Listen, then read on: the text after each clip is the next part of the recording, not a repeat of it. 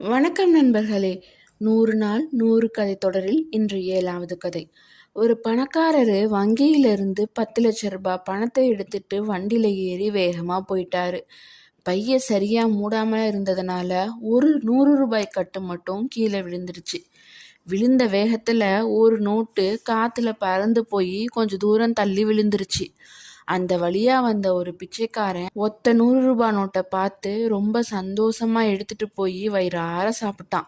கொஞ்ச நேரம் கழிச்சு அந்த வழியா வந்த இன்னொருத்தன் அந்த பணக்கட்டை பார்த்துட்டான். அதை எடுத்து எண்ணி பார்த்தா அதுல ஒரே ஒரு நோட்டு மட்டும் கம்மியா இருந்தது. வங்கி முத்திரையோட இருக்க கட்டு ஒரு நோட்டு மட்டும் இல்லாம இருக்காது. அந்த 100 ரூபாயும் இங்கதான் எங்கேயாவது பக்கத்துல கிடக்கும் அப்படின்னு அதை தேடி தேடி அலைஞ்சிட்டு இருந்தான். ரொம்ப நேரமா ஒருத்தன் வங்கி பக்கத்துல தேவையில்லாம சுத்தி வரத பார்த்த அந்த வங்கியோட காவலாளி என்னன்னு விசாரிக்க இவன் மாட்டிக்கிட்டான்.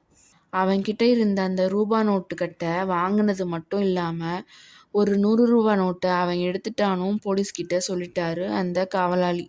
இது மாதிரி தாங்க நம்மளும் கிடைச்சதை வச்சு சந்தோஷப்படாம கிடைக்காததை தேடி தேடி உடம்பும் மனசும் சோர்ந்து போய் அவதிப்படுறோம்.